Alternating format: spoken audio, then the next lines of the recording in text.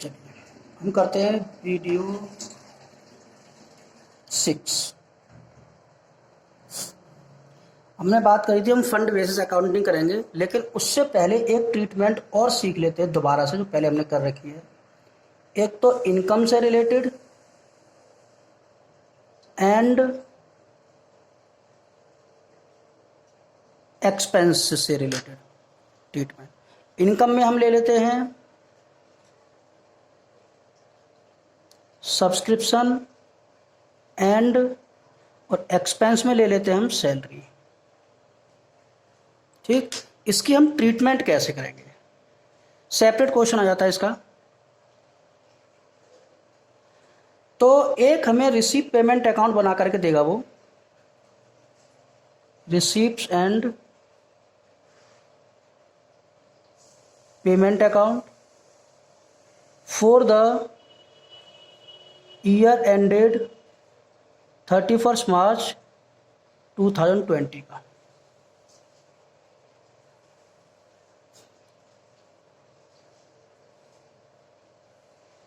ये हमारी receipt side होगी। अमाउंट, पेमेंट और अमाउंट। रिसीप्ट साइड में लिखा होगा टू सब्सक्रिप्शन। ये सब्सक्रिप्शन हमें रिसीव हुआ है, मान लेते हैं 50,000 रिसीव हुआ है। अगर हमें सब्सक्रिप्शन 50,000 रिसीव हुआ है तो इसके अंदर इस साल का भी कुछ होगा और अगले पिछले साल का भी कुछ होगा। और इधर की साइड में ले लेते हैं हम पेमेंट में सैलरी, कि हमने सैलरी, टोटल सैलरी पेड हमने ड्यूरिंग द ईयर, इस साल हमने पेमेंट किया है, इधर भी 50,000 मान लेते हैं। अब यहाँ पर हमारी एडिशनल इंफॉर्मेशन लिखी होंगी।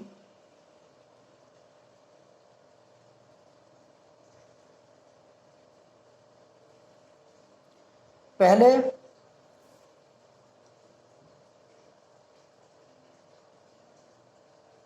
आउटस्टैंडिंग सब्सक्रिप्शन की,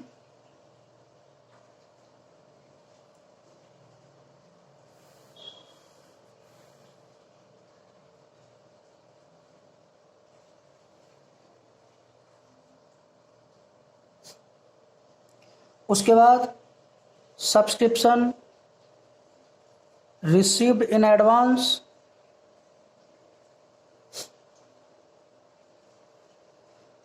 उसके बाद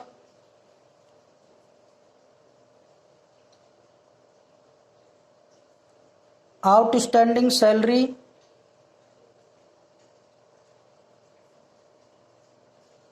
प्रीपेड सैलरी। ले लेते हैं हम ओपनिंग डेट, ले लेते हैं 31 मार्च 2019 और 31 मार्च 2020। मान लेते हमारा आउटस्टैंडिंग सब्सक्रिप्शन 2000 था, एंड में 3000, एडवांस हमने ले रखा है 1000 और करंट ईयर में एडवांस ले रखा है हमने 4000। सेम इसमें ले लेते हैं जो इसमें लिया हमने आउटस्टैंडिंग 2000, 3000, 1000 एंड 4000। अब हमसे प्रिपेयर करवाएगा ये, एक तो करवाएगा इनकम एंड एक्सपेंडिचर अकाउंट,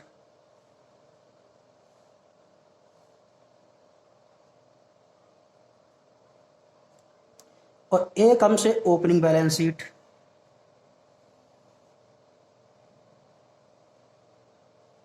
और एक closing balance sheet.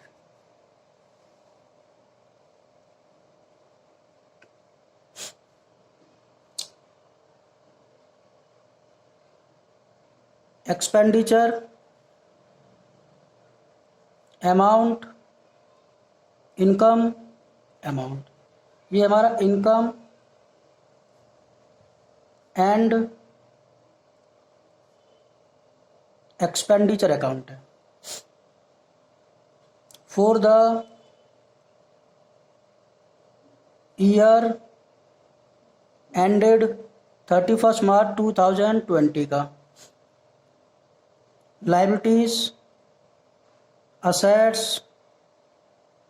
Liabilities, assets, amount, amount, amount और अमाउंट। अच्छा ठीक।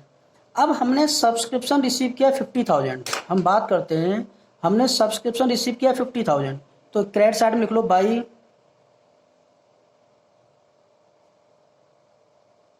सब्सक्रिप्शन, जो हमने 50,000 रिसीव किया है। अब इसमें वो सब्सक्रिप्शन हटा दो जो इस साल का नहीं है बट इसमें इंक्लूड है, और वो सब्सक्रिप्शन जोड़ दो जो इस साल का है बट वो इसमें इंक्लूड नहीं है। जैसे हम बात करता हूँ 3,000 की, 3,000 31 मार्च 2020 को आउटस्टैंडिंग है। इसका मतलब हमें इस साल मिलना था, क्या हमें मिल गया होगा? नहीं मिला होगा। और मिल जाता तो ये आउटस्टैंडिंग बोलता ही क्यों? इसका मतलब ये इनकम इस साल की और हमें मिली नहीं है, तो अगर मिली नहीं है तो इसमें जुड़ी नहीं है, और यही पैसा मैंने यहाँ पे लिया हुआ है, तो इसका मतलब है ये इस साल का आउटस्टैंडिंग है और इस साल की इनकम है वो इसमें जुड़ी नहीं है, इसलिए मैं जोड़ दूंगा क्योंकि वो इस साल की इनकम है। और मैंने बताया था इधर इनकम वो आती है जो इस साल की हो, चाहे वो रिसीव की हो या ना की हो। तो यहाँ लिख दे रहा हूँ मैं आउटस्टैंडिंग एंड का कितना है 3,000। अगर ये इस साल नहीं मिली तो कन्फर्म नेक्स्ट ईयर मिल जाएगी, 2001 में पक्का मिल जाएगी। ओके। अच्छा, ये 2000 की बात करो इसकी, ये लास्ट ईयर में आउटस्टैंडिंग था। क्या हमें पिछले साल मिल गया होगा? नहीं मिला होगा। पक्का हमें इस साल मिल गया होगा। अगर इस साल मिला होगा तो पक्का इसमें जुड़ा हुआ होगा, बट ये इनकम तो इस साल की है नहीं। अगर इनकम इस साल की नहीं है बट इस साल के रिसीव में जुड़ी हुई है और यही इनकम मैंने यहाँ पे ली है, तो इसके अंदर ये 2,000 रुपये पिछले साल के जुड़े हुए हैं जो कि इस साल की इनकम नहीं है, इसलिए मैं इसे माइनस कर दूंगा। Outstanding beginning 2000। ठीक है, इन दो को तो मैं माइनस कर दूंगा। उसके बाद हम बात करते हैं इस 4,000 की। 31 मार्च 2020 में मैंने एडवांस ले रखे हैं 4,000 रुपये, यानी 2020 में, यानी 2021 का रुपया हमने 2020 में ही ले रखा है। अगर 2020 में ही ले रखा है तो इस 50,000 के अंदर ये पैसा इंक्लूड है, जबकि इनकम इस साल की नहीं है। 2021 की इनकम हमने 2020 में ले रखी है, इस साल ले रखी है, इस साल हमने रिसीव कर रखी है, और इस यही पैसा मैंने यहाँ पे लिया हुआ है, इसे 4,000 इसके अंदर इंक्लूड है, बट ये साल की इनकम नहीं है, इसलिए मैं इसे माइनस कर रखूँगा। बट रिसीव कर रखी है इस साल, वो अलग बात है, बट ये इनकम नेक्स्ट ईयर की है, तो इसे माइनस कर दो आप। एडवांस एंड 4,000, ये प्लस में था 3,000 और ये 4,000 माइनस है। ये अब इस 1,000 की बात करो, ये 1,000 इनकम तो ये 2020 की है, बट हमने रिसीव कब कर रखी है? 2019 में। अगर ये 2020 की इनकम है, रिसीव हमने 2019 में कर रखी है, तो इसके अंदर तो इंक्लूड है नहीं है, तो पिछले साल ही रिसीव कर रखी थी, बट इनकम इस साल की है, मैं इसे इसी में ऐड कर दूंगा। एडवांस बिगिनिंग 1,000, यानी इस 50,000 के अंदर ये 2,000 और 4,000 इस साल की इनकम नहीं थी, इसमें जुड़ी हुई थी, इसलिए मैंने माइनस कर दिया। और ये 3,000 और 1,000 इस साल की इनकम थी, बट वो इसमें इंक्लूड नहीं थी, इसलिए मैंने इसको ऐड कर दिया, और टोटल इनकम मैंने इस साल की निकाल ली। तो ये इनकम है हमारी 50,000 में से 6,000 माइनस कर दो और 4,000 प्लस कर दो, यानी 2,000 एक तरीके से माइनस कर दो, तो ये हमारा 48,000 करंट ईयर की इनकम आ जाएगी। और आपको ये पता है कि ये हमारी असेट्स होती है, क्योंकि हमें इस साल पैसा मिलना है, तो ये असेट साइड में आ जाएगा। आउटस्टैंडिंग सब्सक्रिप्शन ओपनिंग का ओपनिंग बैलेंस शीट में आ जाएगा, और क्लोजिंग का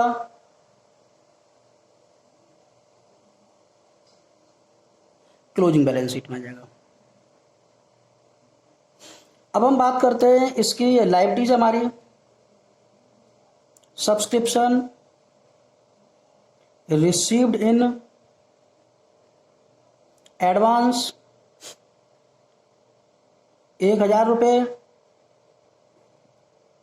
एंड में सब्सक्रिप्शन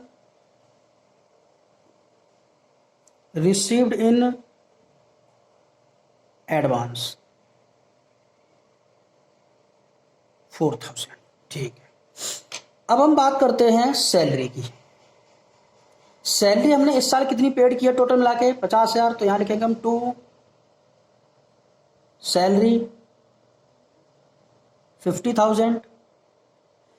मैंने टोटल इस साल सैलरी पे की है 50,000। अब हम बात करते हैं इसकी, 3000 की। ये सैलरी इस साल की आउटस्टैंडिंग, क्या मैंने इस साल पे कर दी? अगर मैं पे कर देता तो ये आउटस्टैंडिंग बोलता ही क्यों?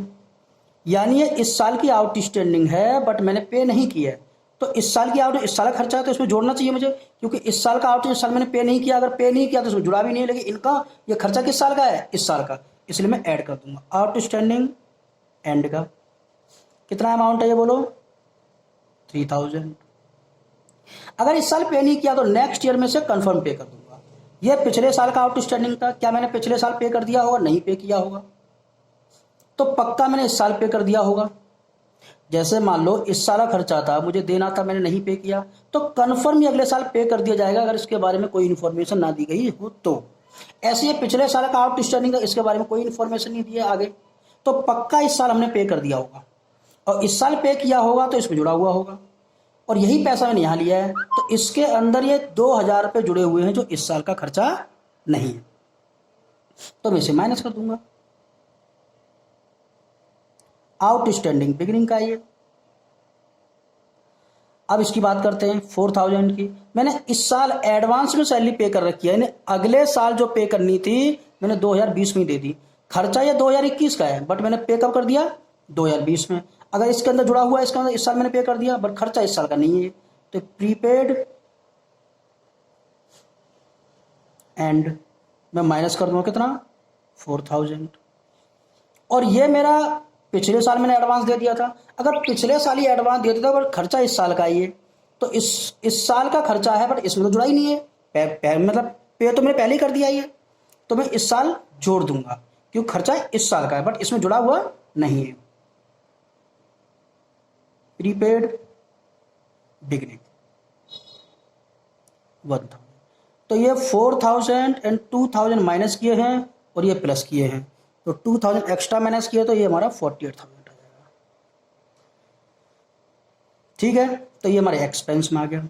अब आपको पता आउटस्टैंडिंग सैलरी हमारी लायबिलिटीज होती है, और ये सब्सक्रिप्शन रिसीव एडवांस हमारी लायबिलिटी होती है, एडवांस ले रखा है, और ये प्रीपेड सैलरी असेट्स होती है। तो लायबिलिटीज में आ जाएगा ये आउटस्टैंडिंग सैलरी ओपनिंग में कितनी थी? 2000।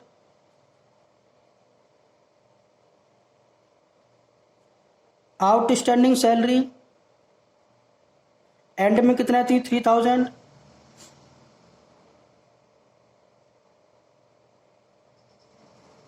प्रीपेड सैलरी ओपनिंग में कितने की थी? 1000।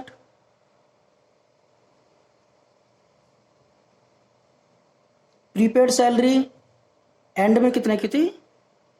4000। ये ट्रीटमेंट होगी टोटल